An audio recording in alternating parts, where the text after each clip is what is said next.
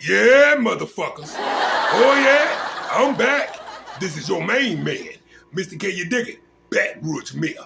And I'm back with a couple hot ticks of these motherfucking politics. Hit that motherfucker subscribe button. Oh, look, America. Donald Trump is in cognitive motherfucker decline. His brain is melting away. Even the Ayatollah motherfuckers know that shit. These are the words from the Ayatollah just now. Iranian negotiations involved in ongoing peace talks with Washington have recently integrated senior psychologists into a diplomatic team to review all communication intended for U.S. President Donald Trump. Believe him to be legitimately mentally ill and operating in a mentality incapacitation state. That's what these motherfuckers are saying about Donald Trump. That's what we supposed to be saying. Put the handcuffs upon that son of a bitch. Spin his pussy ass around.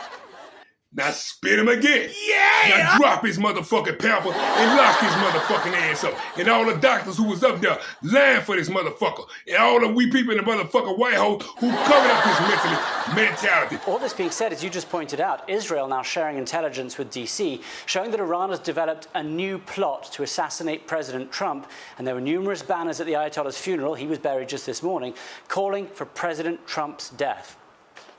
Life of a president is very dangerous. It's 5.2%. You know what a race car driver is? 1/10 of 1%. It's a very dangerous profession. No, I'm number one on the kill list for Iran. Yeah, but still, all this really comes down to the Straits of Hormuz. Iran wants to control it. They want to charge money for it. They've been attacking ships in the Straits all week. And so the big question now is whether Iran has learned that if it does attack ships, there is going to be a big military response from the US. However, the Speaker of the Iranian parliament saying no, and he's pushing back on it, saying America still hasn't learned that bullying and breaking promises are no longer cost-free. Let me put it plainly, he said. If you strike, you'll get hit. Don't flail around pointlessly or you'll sink ever deeper. The Straits of Hormuz will only open with Iranian arrangements, not American threats. So the big... Oh, look, America. Well, oh, motherfucking well. Okay, tonight, America, is Donald Trump's birthday, where he made 80 years motherfucking old, and he got this UFC fight on the White House grounds. Let me say that again. He got these motherfuckers fighting. The UFC fighters, the motherfuckers bare knuckles on the White House grounds. You cannot make this shit up. We supposed to been put that son of a bitch under the jail. But move along. Now Donald Trump is tweeting out America that he's scared it might be a fifth assassination. But he the one called for this motherfucking UFC fight. He said he feared for another assassination on his life. Good for him. Fuck him. I hope they get his pussy ass this time. Lock his motherfucking ass up. And every motherfucking body that's letting this fucking UFC fight go off. A federal judge has ruled the White House can host UFC matches on its South Lawn this weekend. The mixed martial art event is set for this Sunday on President Trump's 80th birthday. A recent court filing estimates the event has cost more than $60 million. Oh, look, America. Breaking news, breaking news, breaking news, breaking motherfucking news. Okay, America. This is another disaster on Donald Trump's stupid ass birthday. This bitch just jinxed. Everything happened on his birthday. Yeah! Okay, America. Donald Trump been saying since yesterday and today that they had a fucking deal with Iran. Now, yet Netanyahu and the fucking Israel clique then bombed the motherfucking Iranians. They just jumped on TV just now, wasn't even 15 minutes ago, and said the deal is off because Israel just bombed them. Israel is making a fucking duck out Donald Trump, America. Donald Trump don't know what the fuck he's doing. Put the handcuffs on Netanyahu and the Israel motherfucking clique. Spin all they motherfucking ass around.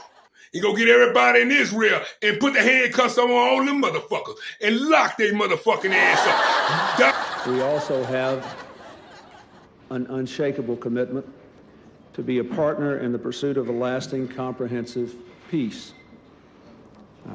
I have told the Prime Minister that I will soon submit to the Congress a supplemental request for $1.2 billion to meet Israel's security needs related to implementing the Wye River Agreement. Have the Palestinians fulfilled all their commitments? They certainly could be doing better to preempt violent demonstrations in the street. This is a terribly important matter. I also agree that matters that have been referred consistent with the Oslo Agreement for final status talks should be left there and should be the subject to negotiations.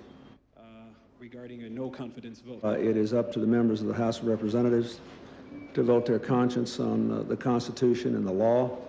Oh, look, America, we would never, ever been in a motherfucking war or none of this bullshit if it wasn't for Netanyahu and the Israel motherfucking clique.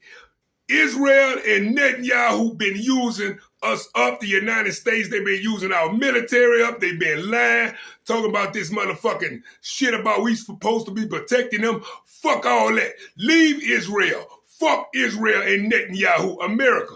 Donald Trump is letting Netanyahu, this nigga here from Israel, manipulate him to bomb these motherfucking people. He don't respect Donald Trump. He made a deal with the Ayatollah motherfuckers, and now the fucking Jews and the motherfucking Netanyahu that bombed these people. Now they don't want to talk no more. You can't come down the Strait of Hormuz no more.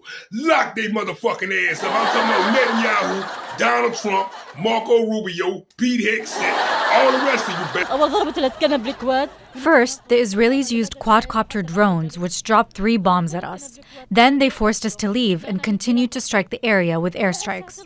Since the ceasefire was announced last year, we were trying to find a new house to settle in. We have nothing left.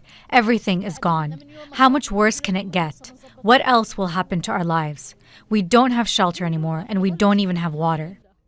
This is the reality here in the Gaza Strip as the death toll rises to 7. Every single day, the Israeli forces continue to violate and breach the ceasefire. More Palestinians are becoming homeless, losing their houses, losing their lives, and being injured. Oh, look, America. Okay. Cocaine Pete Hegseth is back in the news again, America. Donald Trump have sent this son of a bitch on the news to spin the story about the Iran war. Now, tell me, do this shit make sense? Cocaine Pete Hegseth said, we own and run the Strait of Hormuz. I find that kind of fucked up and not true, America. If we own and run the Strait of Hormuz, why the fuck we can't go down there and Donald Trump is giving Iran $300 million motherfucking dollars through the Arab embassy? It's all a lie. We could never control the Strait of Hormuz. Donald Trump and Cocaine Pete Hegseth, some of the bitches is lying. Lock his motherfucking ass up. Cocaine Pete Hegseth, we supposed to been had your punk ass in jail, you son of a bitch. Would be interesting to know how they actually managed at all to reopen the strait. Well, that was sort of the other aspect of Pete Hegseth's press conference. Downplay the attacks, insist that the ceasefire is holding, and at the same time sort of overplay the success of Project Freedom. That was something that Pete Hegseth repeated over and over, the idea that the Iranians don't control the Strait of Hormuz, that it is the Americans who control the Strait of Hormuz, that their mission, their Project Freedom, that is supposedly helping ships get out of the Strait of Hormuz, protect them in a way from Iranian fire, that is working. Yesterday, the Americans announced that 2 commercial ships had made it through the Strait of Hormuz and into the Gulf of Oman.